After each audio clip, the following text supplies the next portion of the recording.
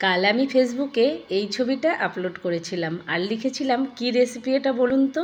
তো এক একজন এক এক রকম কমেন্ট করেছে, কেউ বলেছে লোটে ঝুরি, কেউ বলেছে কিছু একটা বাটা, কিন্তু সেটা কি বাটা সেটাই কেউ বলতে পারিনি।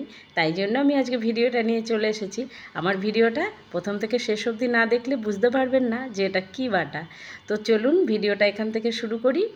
তো আমি কড়াইতে ভালো করে তেল গরম করে কয়েক কোয়া রসুন আর 4-5টা শুকনো লঙ্কা আর একটু কালো জিরে ফোড়ন দিয়ে দিয়েছি। এই যে দেখে নিন কী বাটা, দেখিয়েই তো দিলাম। তো এই যে দেখুন, ওর মধ্যে আমি কাঁচকলার খোসা, মানে আগের দিন কলা কেটেছিলাম সেই খোসাগুলো আমি আর ফেলে দিইনি, খোসাগুলো আমি ফ্রিজে স্টোর করে রেখেছিলাম। আর সেই খোসাগুলো ভালো করে ধুয়ে আমি ওর মধ্যে দিয়ে দিলাম একটু নুন, জাস্ট একটু নুন, আর কিচ্ছু লাগবে না। আপনি ঢেকে দেবেন এইভাবে। তারপরে সিদ্ধ হয়ে গেলে এটাও ওভেন থেকে নামিয়ে নিতে হবে। আর খুব বেশি সিদ্ধ করার দরকার নেই, কারণ পরে আবার একটু এটা আমি কড়াইতে তেলে নেড়ে নেব। তো এই যে দেখুন, খুব সুন্দর করে বাটা হয়ে গেছে। আমি কড়াইটা গরম করে ওতে একটু তেল দিয়ে, তেলটা যখন গরম হয়ে এসেছে, আমি তেলে সবসময় একটু করে হলুদ দিই, কারণ তেলে যদি হলুদ দেওয়া হয় তেলটা ছিটকোয় না।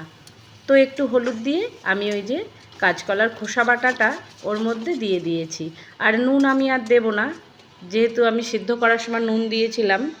আর একটু চিনি দেওয়া যেতে পারে, তাহলে স্বাদটা আরেকটু ভালো হয়। তো আমি এইভাবে যতক্ষণ না তেল ছেড়েছে ততক্ষণ নাড়াচাড়া করে কড়াইতে নামিয়ে নিয়েছি। তো মানে খাওয়ার সময় দেখলাম সবাই বলছিল লোটে ঝুরি, তা সত্যি লোটে ঝুরির থেকেও ভালো হয়েছিল। আমি তো লোটে ঝুরি আগে খেয়েছি, কিন্তু কাঁচকলার খোসাটা এইভাবে বেটে খেলে লোটে ঝুরিকেও হার মানাবে। আমি বলছি ট্রাই করে দেখবেন একবার বাড়িতে। আমি অনেকের ভিডিওতে দেখেছি অডিয়েন্সরা রিকোয়েস্ট করেছে কাঁচকলার খোসা বাটার রেসিপি দেখাতে।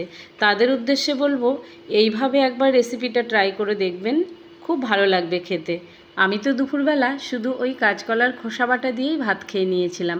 সাথে ছিল একটা কাঁচা লঙ্কা আর এক স্লাইস লেবু। আর লেবুর রস দিয়ে যখন খাচ্ছিলাম না, অমৃতের মতো লাগছিল। আপনারা একবার বাড়িতে ট্রাই করে দেখবেন, আমি বলছি খুব ভালো লাগবে খেতে। ভালো না লাগলে আমাকে কমেন্ট করে জানাবেন যে একদম ফালতু রেসিপি। তাহলে বন্ধুরা, আমার আজকের ভিডিওটা এই পর্যন্তই ছিল।